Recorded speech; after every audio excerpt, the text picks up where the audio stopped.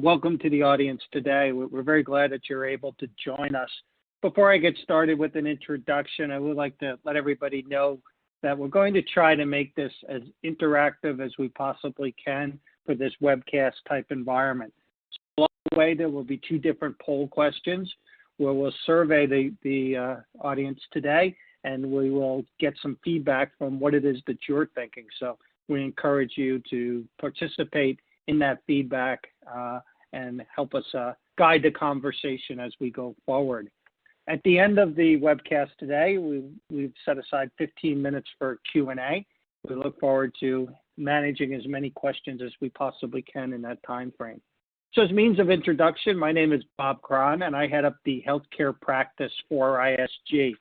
What that entails is overseeing our go-to-market strategy and delivery across the healthcare sector, which ISG defines as payers, providers, and healthcare solution providers. We have a different part of our firm that focuses on life sciences. So today we'll be talking about those three market segments of payers, providers, and healthcare solution providers. I've been with ISG for 10 years. I've been in this role for 5. With me today, I have 2 colleagues and invite Jamie Burke to introduce himself. Hello all, Jamie Burke here. Look forward to speaking with you today. My background includes 15 plus years in working with systems integrators, and here with ISG for close to 6 years working with major payers and providers, helping them execute major sourcing transformations and digital transformations. Tony? Tony Matai. I'm a director in the healthcare practice with Jamie and Bob, and my background is technical advisory and consulting for the last over 20 years. And I work closely with strategic clients in the healthcare space as well as responsible for geographic regions of the U.S.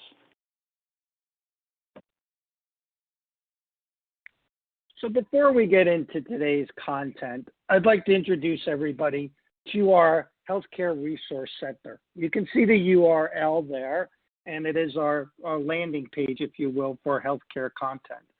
Both Jamie, Tony, and I all publish routinely articles and artifacts onto this resource center. And most recently, we're proud of 3 specific additions to this webpage. So we all jointly collaborated on something called What We Can Expect from the Healthcare Industry. Jamie and I were pleased to participate in a podcast, so we invite you to click on our landing page and listen to that.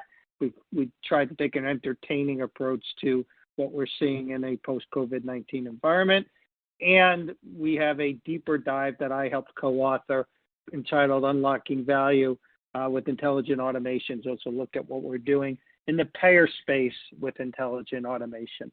We routinely publish and invite you guys to access that resource at any time. So getting into today's content, you probably would expect us to start with the current state, and we will spend some time on discussing what we have seen with the immediate crisis. So we'll talk about elements of remote work, working from anywhere is how ISG likes to term it, business continuity, supply chain resilience, and continuous patient member client services.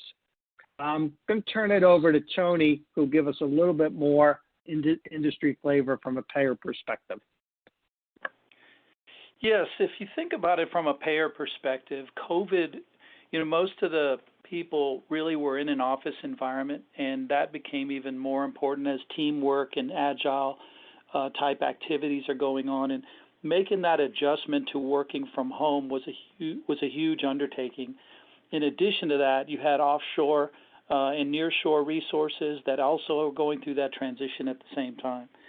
Simultaneously with that, you had a significant uptick in volumes to contact centers, for example, as members were trying to find out what the status was and what the situation was, and that caused a significant overflow into looking for more capacity to handle that. And I'm sure all of you probably experienced long wait times when you're trying to call in. So that was a significant impact. And then just dealing with the application limitations and a lot of legacy systems requiring rapid change and rapid regulatory change really impacted the payers. Jamie, what are we seeing from our provider clients? Absolutely. So probably about every hour on the television, you're seeing the actual battle be fought, right? We're seeing pictures from some of the hot spots in the country and situations that they're dealing with, not only the medical fight, right, but the supply chain resiliency with PPE or ventilating machines and you name it. Other parts of the country, right, are for the provider community are going out of business. So they're having to shift resources around. They are as well trying to figure out to make sure if a surge or the disease finds its way to their part of the country that they have enough stuff going on. So it's all of the map depending upon where you are in the country, and then obviously, right, is there going to be a resurge? So a lot of these things are in different states of maturity in regards to what folks are handling. Bob?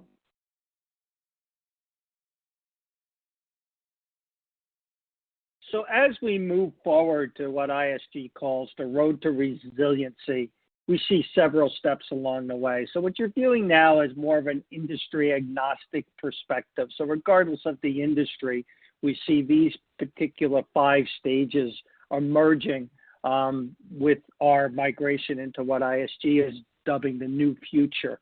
And depending upon the industry, the timing of these stages goes at a different rate. So when we think about healthcare and emergency preparedness, the industry as a whole going into COVID-19 thought that we were really prepared, right? Everybody thought that their emergency preparedness plans was ready for anything and that they were going to move forward with their plans in a seamless way. So what happened? COVID-19 hit. It hit different parts of the country at different times, and we found that our emergency preparedness plans weren't as robust as we had hoped.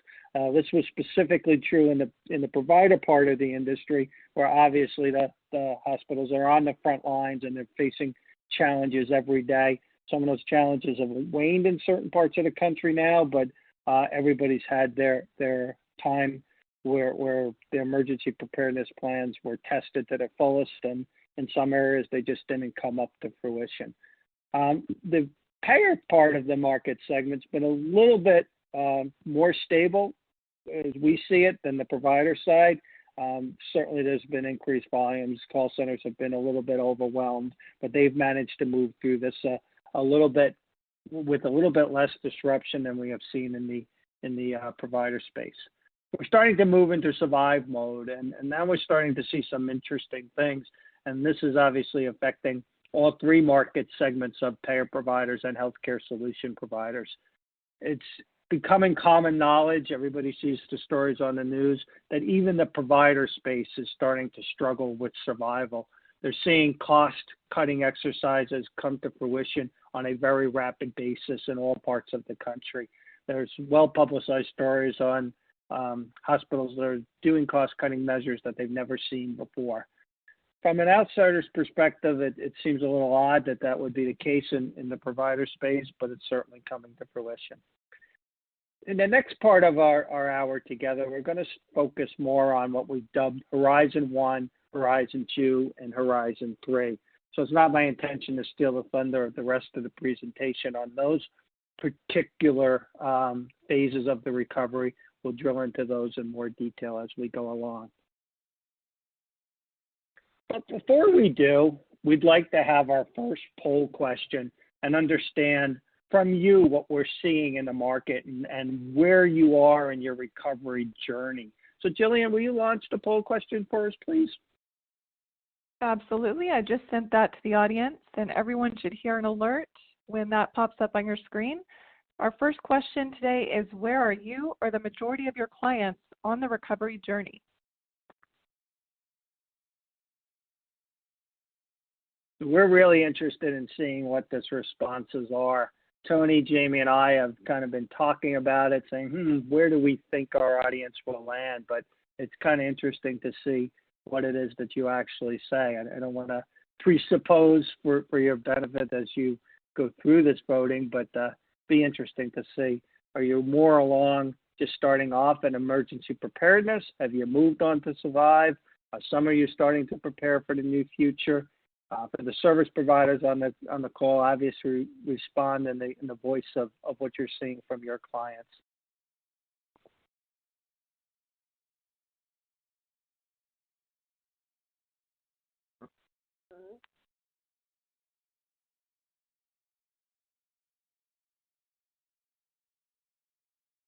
All right, we'll give everyone just a few more seconds to answer, and I'll send the results to the audience.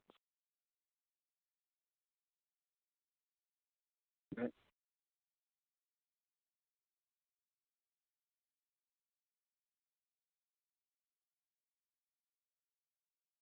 Bob, would you like to speak to these results? So for some reason, I'm not seeing the results. So I can chime in, Bob. Thanks, Tony.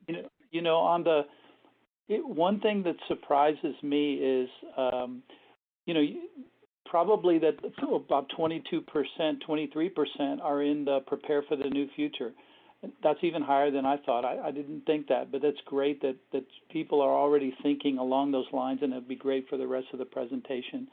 And then, I think about 65% being in both the survive and recover mode is probably closer to what we were thinking. Still 25 in survive mode's a little scary, but it's realistic, and I think it's great that you guys are giving us that feedback.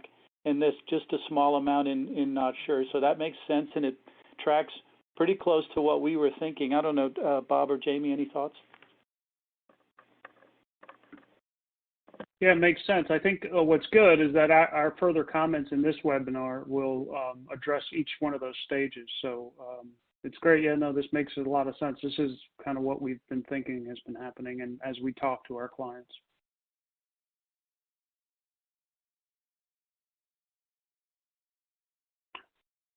So along those lines, Jamie Burke here, along those lines, in the past, all right, you've had a healthcare operating model that was incredibly focused and patient-centric, right? And it's changing, obviously, right? It's changing, over the last handful of months, but then needs to change moving into the future.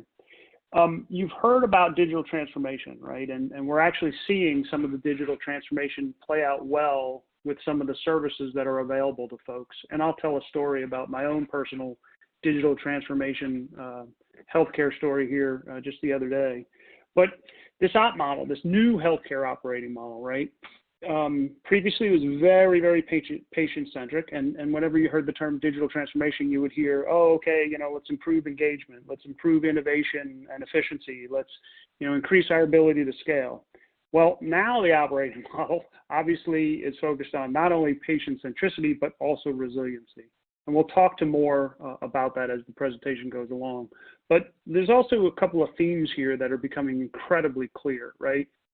Critical process continuity is just incredibly important, right? We're seeing all sorts of process breakdowns throughout the country in various different industries, never mind healthcare. Assume working from anywhere, right? Previously, we kind of shied away from that, right? We now have a new normal or new future here in regards to, heck, probably 95% of us, 98% of us are right now working from home. And when you build resiliency, right, it's not only your own resiliency, but it's also the ecosystem resiliency. Really check into and make sure that, right, your ecosystem of partners and providers are as resilient as you are. And if not, have a plan A or B, right? And then finally, the design for new customer preferences.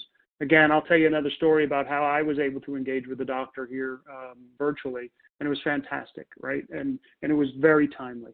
So these four themes, right, you'll see they're clearly showing themselves right now. And then the new operating model, right, is not only, patient, but now it's patient centricity and resiliency. Bob, Tony, any other comments? Yeah, the only thing I would add is that patient centricity has always been foremost for the healthcare payers and providers. It's always been the theme, but what we're seeing now is really the disruption of COVID-19 is making it even more so. So it's taking us to a new level of intimacy. And as we move along into this operating model, we're going to see more and more demands from the patients and the members to make sure that the centricity is in place in the form of new applications, new ways of doing business. So it really has been a disruption.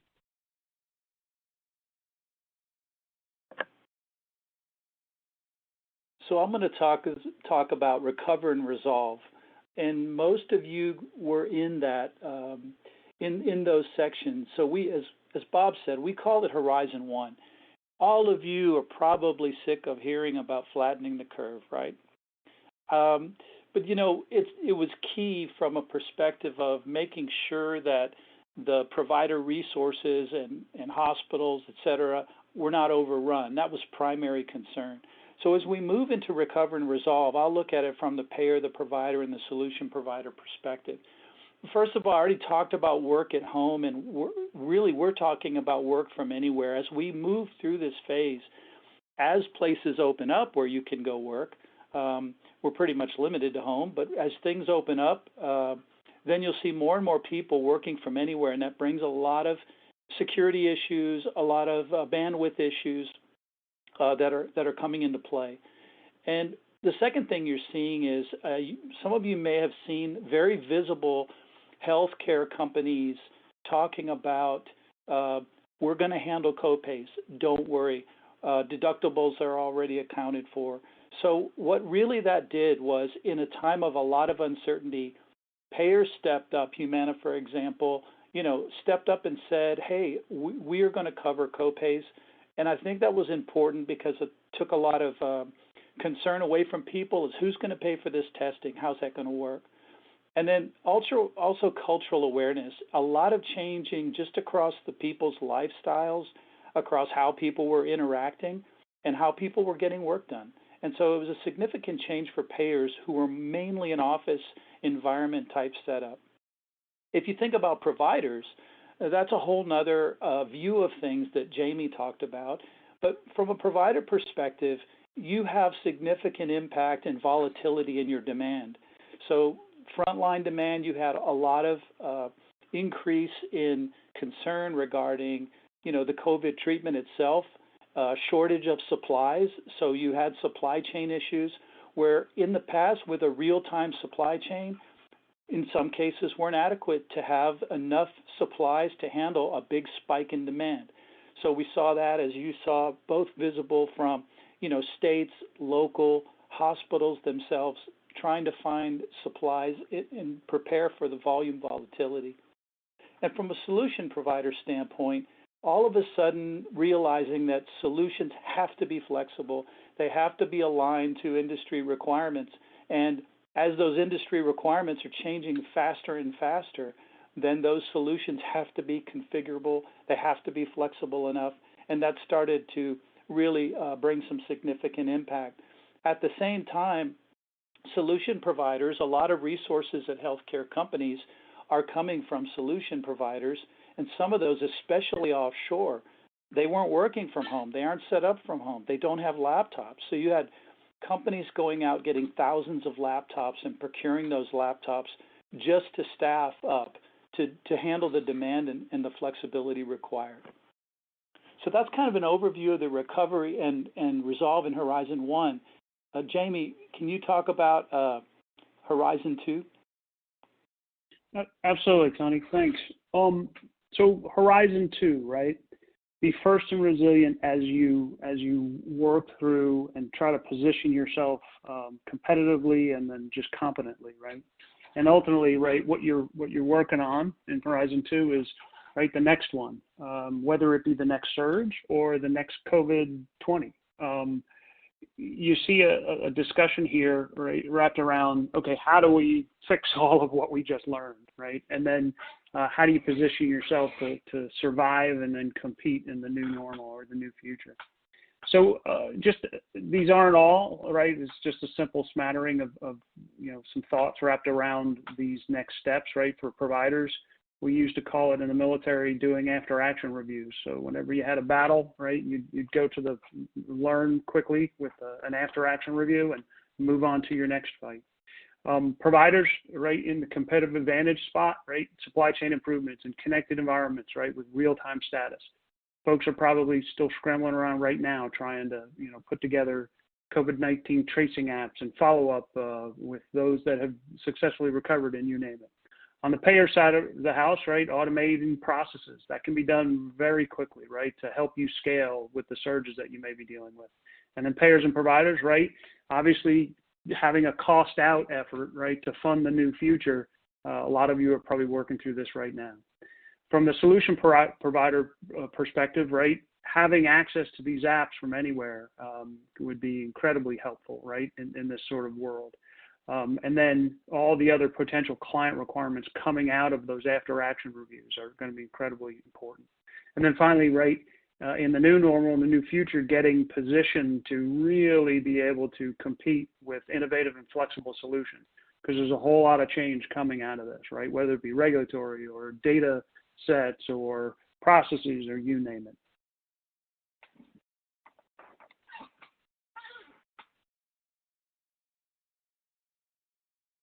Bob? So I have the pleasure of taking one of the more provocative slides when we start to look at what the future is going to look like and start to do some predictions around how we see this industry is going to be permanently impacted. So eventually, we're all going to come out of this COVID-19 environment and we're going to be into the new future. And ISG sees the new future for healthcare to be significantly different than it was 4 months ago. Some of the trends were underway, but again, we see the disruption that's occurred over the last few months as driving the behavior for the future, and healthcare will not be the same in 2021 as it was in the beginning of 2020. You'll notice along the first prism right next to Horizon 3, we did not use the term value-based care. We went more generic and said value of care. One of the emerging trends over the last few years has been value-based care, and it's been universally, for the most part, universally accepted throughout the industry as a good trend. But when you look at it in the terms of a pandemic, obviously you start to see that value-based care is not the only means of moving forward into the new future. So we do think healthcare will change forever, and some of those changes we view are going to be more positive. There's going to be more digital applications. There's going to be greater use of web-based applications. There's going to be more applications on the cloud. Patients and members' expectations are going to change forever. We're going to expect more of a retail-driven consumer, if you will, that is demanding new and different applications and more convenient ways to be treated. The handoffs within the healthcare system are not going to be the expectations of our patients and members as we move forward. The ecosystem is going to change forever too. We see more and more players coming into the ecosystem. We'll talk about this more later as we look at the introduction of tech giants into our industry and how that's going to forever change things. Your ecosystems are going to change too. There used to be handoffs between payers, providers. There was a term we would always use called PBMs also. Those are going to start to morph. We're not necessarily completely bullish that there's going to be a lot of M&A activity, but we do see more and more business combinations and consolidations where you're going to have to figure out how you can influence and how you can work with these new alliances. What does it mean for your projects now? Your projects are going to look different. There's going to be more of a patient-oriented focus to them than there has been in the past. Conversations you're going to need to track. You're going to be talking to different business partners as you move forward. And the impact on your organization, obviously, will be tremendously robust. So with that, I'm going to turn it over to Jamie, who will go a little bit more into depth on what we're seeing with the providers. So moving into Horizon 3 with the providers, and we'll cover the payers and the solution providers here in a minute, but moving into Horizon 3, the title of this slide, Embracing Patient-Centric Digital Solutions That Will Also Yield Cost Efficiencies. It is not a false choice. We do see proactive providers being able to do both at the same time, and to drive these digital solutions and cost, and which then, in if you do it correctly and well, not easy, but it is possible, right? You'll also derive those cost efficiencies. So we took a look at three different areas of doing this, and it's in the operations, the ecosystem, and the governance and risk. And these are the areas that we thought were critically important for hitting Horizon 3, right, and being competitive and operating well in the new future, the new normal. On the top there, the operations example, patient self-diagnosis. So here's where I get to tell my story. So over the weekend, doing a lot of yard work, got a lot of stuff in my eye, and tried to clean it out and make sure I was not having any sort of an issue. It was cutting the lawn and that sort of stuff, and I'm here in Texas, so there's lots of allergies and stuff. Well, obviously I didn't do a good enough job flushing my eye out. Well, about 3 o'clock in the morning, I woke up, and it felt like someone had opened my eye and poured a bag of sand dust or sand in it, and it wouldn't go away, it wouldn't stop. So obviously I was in a lot of pain. So I got up, and after trying to figure out what was wrong with me, I went to my optometrist, tried to look him up on Google, and went in there and clicked on a telehealth solution associated with him. And within about an hour, not even, I was able to have a virtual meeting with him about 9 o'clock that morning. And he and I self-diagnosed what was wrong with me, whether or not I had something actually in my eye or if it was something different. And based upon my previous interactions with him, I was able to literally have an antibiotic in my eye within about an hour and a half, and I was feeling much better rapidly. Now, it wasn't a perfect system or process. He still had to try to find me in his system, which he couldn't do, yet I had just visited him a couple of years ago. We had to coordinate with various different, pharmacies and whether or not they had the drug, and then I had to go and get the drug, and the call didn't go over there on time and that kind of stuff. But literally from 3 o'clock in the morning until 11:30 a.m., I had a solution, and I'm blessed enough, and this system worked well enough. But these are the kind of digital solutions that we're talking about. In regards to Horizon 3 and the ecosystem, obviously there was an ecosystem engaged in the story I just told you, and there's very complex ecosystems in providers' worlds. Just look at the picture there to the left. Well, that whole ecosystem review, right, what we're suggesting is, do you have the right folks, right, around your circle or in your ecosystem? Do you need to re-emphasize some and de-emphasize others, add new, that sort of stuff? We're suggesting that you do a really good ecosystem review as part of a Horizon 3 effort, right? And making sure that you're aligning yourself with the right capable solution providers to move into the new future. And then finally, you heard me talk about all the changes that are coming. There are lots of solutions and architectures out there, IT architectures, application architectures, business process architectures that allow you to be very adaptive and make rapid changes. And what we're suggesting is that as all of this change happens and rehappens and happens again, as you move from Horizon 2 to 3, we're recommending that you achieve systems and architectures and solutions that are very adaptive to all sorts of changes, whether it be scale or regulations. I'm going to turn it now over to Tony, if you could go through the payers, Tony.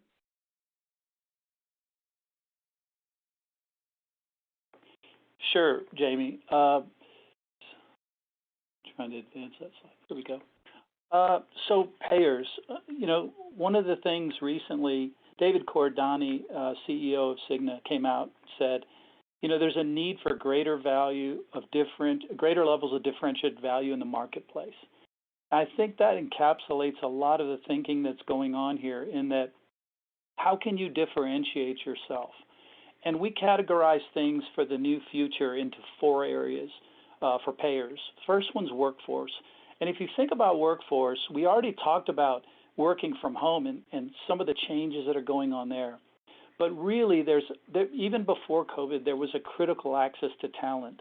And talent meaning that as you're moving to a combination of onshore, offshore, and nearshore, where can you get the best talent? And moving into digital, you're looking for a new kind of talent. You're looking for people with industry knowledge, creativity, not just technical talent. And that's really playing out. And so you're seeing a lot of that happening, looking for that T-shaped digital knowledge employee as opposed to more of a specialized person. And as that's happening, at the same time, you're looking for taking those lower value tasks and automating those as much as possible. And as you automate those tasks, then you can shift your workforce to more of a focus on digital. And that's been one of the real values that have come out as companies try to differentiate themselves to more of a member-centric perspective. When you look at operations, really the acceleration of digital transformation has been key. And as we talked about member-centric, just mentioned that with digital, some of the things that you're seeing like IoT for example, so payers are trying to be as proactive as possible. And so think about this: if you're a member, a lot of you are probably wearing Fitbits or different kind of, say, Apple Watches, and that's producing a lot of data about your health, your fitness. But there are also tools out there from an IoT perspective that are allowing payers to be able to track the health of their members and to see if anything happens where you see, well, this particular member has a change in their weight from day to day. And that change in weight could be a diagnosis of a bigger problem that might happen, so they can proactively talk to that person and say, hey, we've seen a trend. Those kind of proactive digital relationships are making more of a life cycle perspective of the member as opposed to a transaction or a claim. It's becoming more of a member-centric perspective. And I think that's been a real improvement, but that's requiring a lot of change in the way that systems are done. If you move into the ecosystem, both Bob and Jamie talked a lot about the ecosystem. And really, it's how does that ecosystem work more efficiently? Bob mentioned a white paper we have on our website. I would really encourage you to go look at it because it does focus on automation in the payer space. But there are so many areas in the payer space that are really just begging for automation. And automation, claims, enrollment, a lot of the things that do touch the members, those areas that can be automated, which again allow your people to focus on significantly higher value items and more specialized care and more specialized treatment for the members is really higher value, which goes back to that differentiation that David Gordani talked about. Along with that, you have significant changes in regulations. As you saw the White House changing and speeding up approvals and FDA and all kinds of health-related regulations in COVID. Well, going forward, some of those regulations may stay as they are or even become accelerated. So it does change the way you can adapt to those things. And then we've talked about working from anywhere, but as we all know in this industry, the sanctity of data and regulatory areas around HIPAA, that security is critical. So having that security in place to work from anywhere is really important. So I want to talk a little bit about healthcare solution providers, the other triangle in the ecosystem, if you will. And again, if you move to this preparing for the new future, this is really where a crux of a lot of the solution development and systems happen to provide that innovation, the disruptive solutions as you move towards that digital kind of approach. And so again, we've separated this into some categories. The first one, and I think the most important, and probably the area where you see the most friction between parties in the ecosystem, is in innovation. And innovation, we have an item on our list that we talk about moonshot solutions. Who's going to be the first to differentiate themselves with some solutions that can have a significant impact in the market? And those areas where you can be a real game changer. And so we're seeing the battle for those kind of solutions.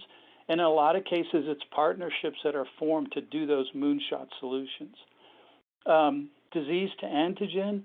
So you're seeing a case where participation across the ecosystem to solve problems. We're seeing that with COVID, and we think that's going to be something that continues to go on. And one of the other areas of innovation that we haven't talked too much about today, but we're going to start talking about later, is the hyperscalers. So as most of you know, the announcement with big tech, and you have Apple, you have Amazon, and other players getting in, Best Buy, getting into the healthcare market. And that disruption is causing a quake among everybody in the ecosystem, wondering, well, how are we going to respond to that? What does that mean to us? And that's really affecting the solution providers and having to up their game from an innovation perspective to handle the new disruption coming from the hyperscalers. If we look at operations, we've already talked about the digital solutions. Well, the solution providers are at the core of a lot of those digital solutions. Are those going to be adapted? Are those going to have the impact that the clients are looking for? And it's really a lot about flexibility, because can you have the flexibility to provide configurable systems that will be maintained over time? Because a lot of this ecosystem is filled with parties who have legacy systems, and those legacy systems are difficult to change. They don't adapt well. So new systems that are more configurable will make a big impact. And then going back to the ecosystem, we've talked a lot of, everyone here on the call, you guys know about the difficulty of the interoperability across the ecosystem. Data formats, for example, and that goes back to the hyperscalers, because if you think of the hyperscalers, one of the big advantages is if you control the data flow, you suddenly have access to data, analytics, proactive services, and things like that, that in the bigger ecosystem, when you're dealing with different formats, et cetera, that can present a significant challenge. So solution providers who solve that challenge are going to have a big advantage. And then we talked about governance, but how can you adapt to the unpredictable regulatory requirements? And I think you'll see that, again, the winner of that, the one that can really adapt, is going to be the one that's most successful. So I want to turn it over to Bob. So we're going to switch gears just a little bit, and we're going to talk about our top 10 steps to the new future. And before we do that, I just want to introduce this with a quote from Bruce Broussard, the CEO of Humana. It's a pre-COVID quote, but I don't think it could be more apropos if he had realized the changes that would occur with the disruption. So Bruce said, health should be easy. The good news is that through the increasing use of mobile devices with their real-time networking capabilities, and by addressing health collaboratively in our communities, we're accelerating the democratization of healthcare. Might not have said it as smoothly as Bruce did, but I'm sure you get the point. The ecosystem in healthcare is changing and will change forever. And we see a way of looking at this in what we've dubbed the ISG 10 steps to the new future. So first, immediately execute cost takeout options. As was said earlier, we see a little bit of haphazardness to how some of our clients are going about this. They're addressing labor first. They're doing 20% reductions of labor forces in certain providers that you can read about on publicly available information. There's a lot of that going on. We'd like to see a more systematic approach where providers start to look at non-labor related cost takeout. So for example, is your network optimized? Have you done everything you can from a software licensing perspective? There's starting to be some interesting discussions around shredding underperforming non-strategic assets. So as many of you know, this is a common thing to do in industries outside of healthcare, but we're starting to see an emerging trend where clients are looking at their captives or captive solutions for back office functions offshore, something that they want to be in business for. They'll look at their IT department. Can somebody else run their IT department in a better way? And maybe that they can sell that IT department in consideration for services over a longer period of time. Leveraging digital labor. It started to be an emerging trend over the last couple of years in healthcare. We see more and more of that occurring in both payers and providers as we move forward. A lot of attention's been paid to the supply chain, and we won't drain that in too much detail today, but obviously providers needed to do what they needed to do when they were on the front lines and purchase PPE in whatever way they could get it, but that wasn't exactly an optimum supply chain model. So as they look to the future, they're going to have those sorts of considerations. That's what we consider the bounce back items. Moving on a little bit and starting to think about the planning for the immediate future, we see a couple or a few trends starting to take place. So you need to look at your digital strategy. Digital strategies are common in the payer space, less so in the provider space. And again, think about your ecosystem. Don't think about doing everything yourself. Don't think about solving your challenges strictly through M&A. Think about expanding your ecosystem and bringing in and embracing new players in the system like big tech providers that were mentioned earlier. You're going to have a new operating model with Industry 4.0 practices. It's inevitable. The operating model tomorrow is going to be different than it was before COVID came on. Build enabling systems. Look at your EHRs. Are they really suiting your purpose? A lot of the providers obviously have a lot invested in their EHRs. How did they stand up through the pandemic? Did you get all the information that you needed? Do you have the information to report COVID-19 related costs as you need to do to make some government claims? If not, what are some complementary systems that could be better utilized to help in that area? Cloud is going to become a way of life. The payers, the larger payers anyway, have all embraced a cloud-first strategy to one extent or the other. It's commonplace. I think those migrations to a cloud-first strategy will only get accelerated. The providers will now start to have to consider what the cloud means for them, and is there more flexibility in the cloud than they have in their current system.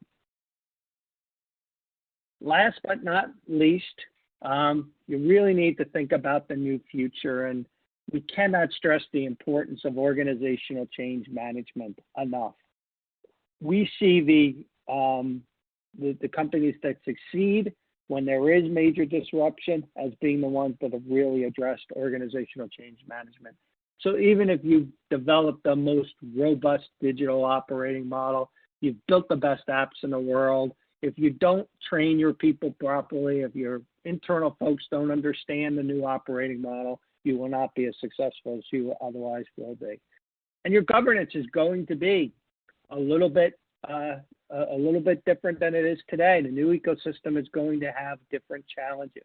So you'll need to adapt your organization as you develop this new ecosystem and make sure that you've got the governance to do so. So hopefully you were paying attention as I quickly ran through these elements and started to formulate in your mind what of these top 10 are most important to you, because we're going to transition into a poll question and canvass the audience to see where you are in this particular development of the new future. So with that, I'll turn it over to Jillian, and she'll introduce the next and final poll question. Thank you. I did just launch that. We would like 3 answer options from you guys. No more than 3, please. The question is, which of these top 10 are most important to you and your clients? And everyone will have about 30 seconds to submit their answers. While they're doing that, I wanted to remind everybody, if you want to submit questions, then on the left side of your screen, you have a blank area. And after the poll, we're going to be doing some Q&A. So we've already got some good questions coming in, but feel free to submit some questions for us.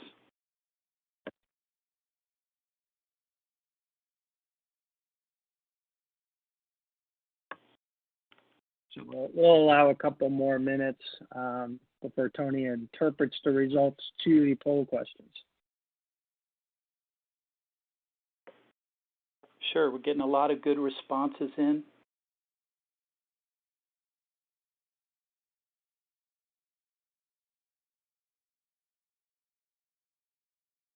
So, one of the things when we look at these 10 items, it's interesting, different perspectives, and it's a little bit tough because of the diversity of the audience on this webinar, but, it's one of those where it'll be interesting to see kind of where we saw this. And we were looking at it from the perspective of different groups might have different areas. But so let's look at the results. Have you seen, Jillian, you want to send out the results?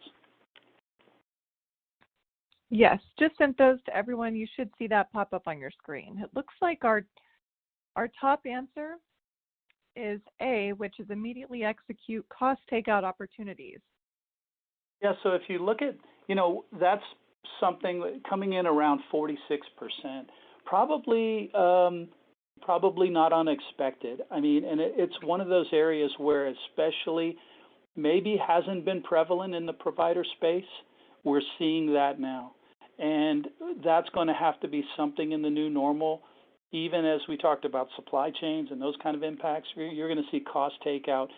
And I think Bob and Jamie both talked about cost takeout is also relevant to impacting digital and funding digital. Some other high areas, we had leveraged digital labor. So the automation piece, again, that's coming up higher, about 35%. And then as you can see, accelerating digital strategy and thinking ecosystem. That's another one we thought was going to be a pretty heavy hitter, so that's consistent with what we expected. And then let's see, coming in around 35%, and H, accelerate moves to cloud and platform. So again, great feedback. It's interesting that probably the lowest one came in as governance, and that's a little surprising, and that we typically see governance as one of the areas that needs improvement. So, but we'll see how that goes. So let me turn it back over to Bob for Q&A.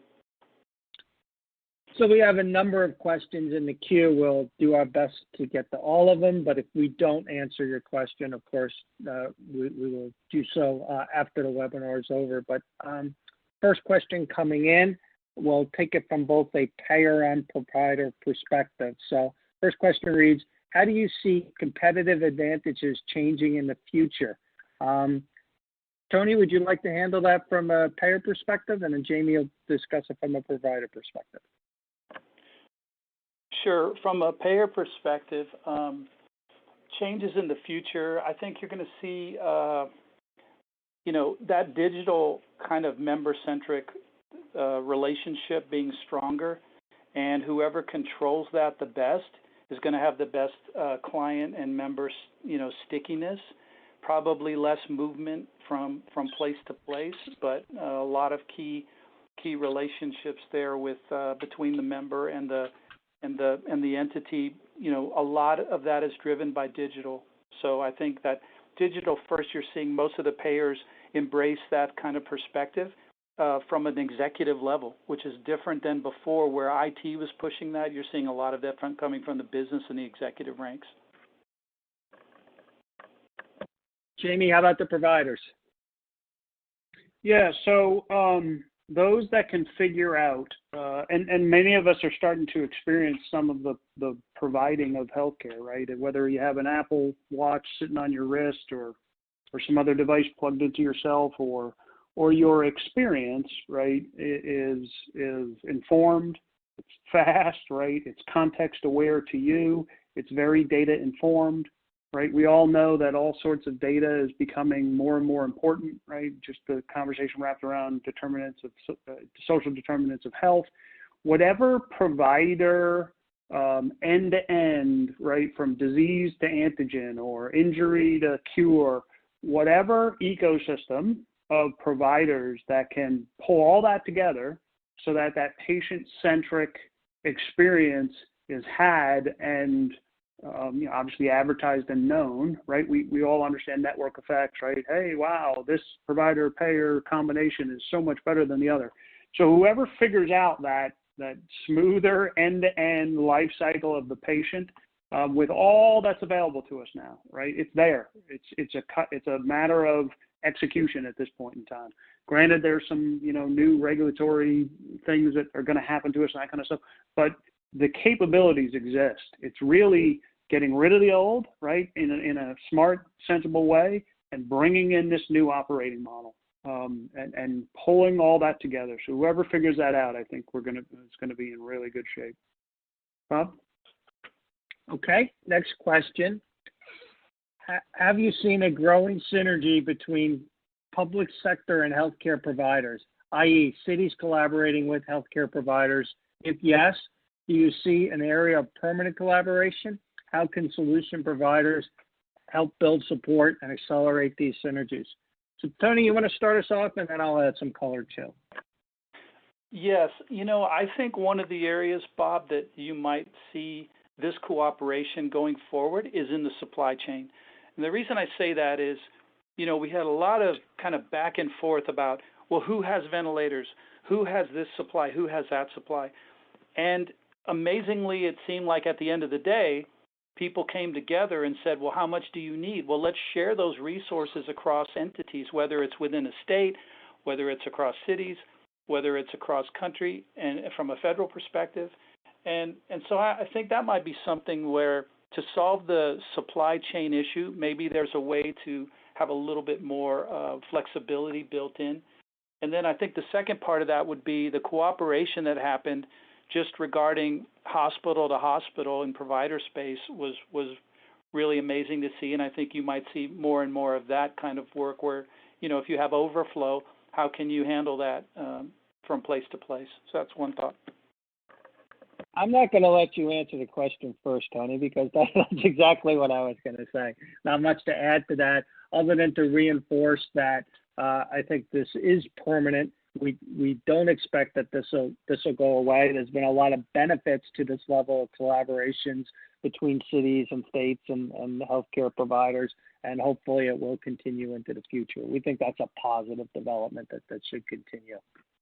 Moving on to the next question. What is the COVID-19 impact on healthcare information technology companies like Epic, Cerner, and Allscripts? I'll take the first response to that, and then I'll let Jamie add some color. So I won't comment on any individual company. I don't think that's appropriate. But what we are seeing across the genre, if you will, is a necessity to look at their solutions and develop a little bit more flexibility. So there are a lot of demands coming out of the providers, and for that matter, the payers too, that affect companies that we dub as healthcare solution providers. And the flexibility of those systems is coming under scrutiny. So as they look to evolve their specific solutions, we're going to look for more speed on their cloud first initiatives, on their transformations to the cloud. We're going to look at ability to get out patches and releases more quickly. We're going to look at their capabilities to be more patient-centric and develop lessons learned from other industries like retail. So, Jamie, you want to add anything to that? Yeah, I would equate it to what has been the impact of Apple, Google, Amazon, Microsoft on similar compute platform players or something to that effect. The need to accelerate digital models, right, and scalable models and cloud-based models is obviously there, right? So whoever can do that in a scalable, cost-effective, efficient, right, data interoperability kind of a role, that's going to be the impact. So the pressure's on.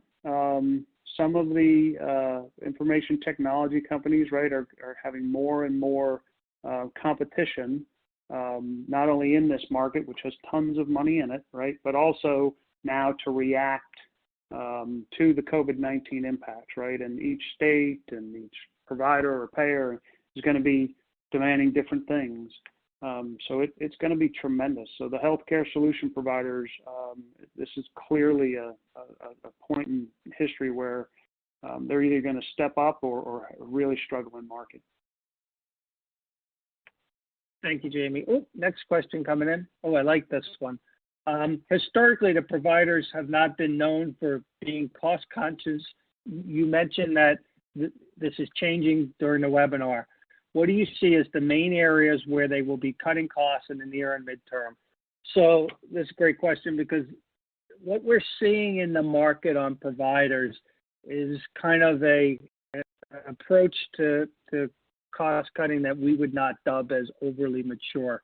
They're looking at labor first and doing some very broad-based cuts around labor to account for their profitability shortfalls.